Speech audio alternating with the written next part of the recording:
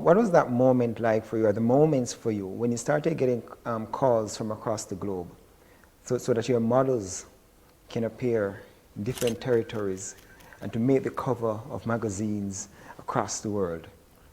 It was exhilarating. I mean, it was all you could have hoped for.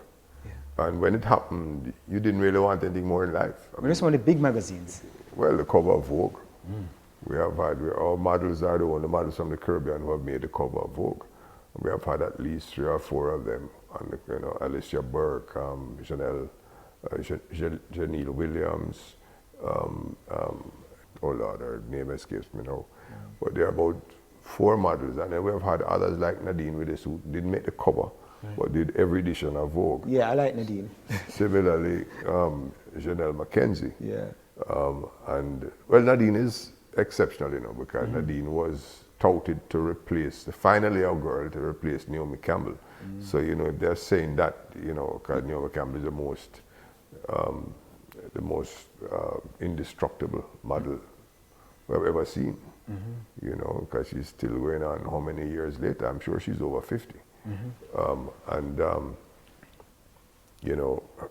One of the 5 models from the Caribbean who changed the face of fashion. And Janelle Williams being another of them, and the others are models who started not in Jamaica or the Caribbean, but outside of the Caribbean, like Grace Jones and people like that. Right.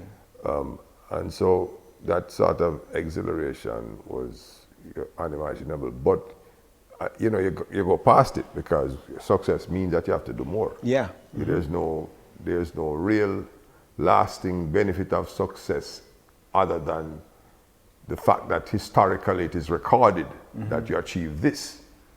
It only means now that you are required to do so much more and to keep going, because you can't stagnate. What makes you so humble about your achievements? Well, I do everything by the grace of God. Yeah. And whatever talent I might have or whatever I've been able to accomplish, I wouldn't have been able to do it without God's blessings. And so that is how I look at life. And, my idea of God is not most people's idea of God. Right. God is whoever you perceive God to be. Whoever moves in your life, in your spirit, in your soul, in your universe, that is God. And God has been wonderful to me. I remember, 6 years ago, I had a heart condition, and I never had a heart attack, but something happened and it made me check medically, and we did an angiogram, and I discovered that all my arteries were blocked. The best one was blocked 85%. The rest of them were fully blocked. Wow. I mean, another week or 2 or a month or 2, and I would have gotten a heart attack, and I wouldn't have survived it. And that was, to me, was a wake-up call, because I'd been sort of coasting for like 10 years, doing okay, because we were released in 2006, it's happened in 2016. Doing okay, but not doing what I was capable of doing. And to me, it was saying look, what are you doing with your time? And so it made me now look at life so differently. And what I've accomplished between then and now, I've not done in 20 or 30 years. Because I believe that my life was spared for a reason. And a lot of people think of these experiences as a wake-up call. They say, you have to take it easy, you can't kill out yourself.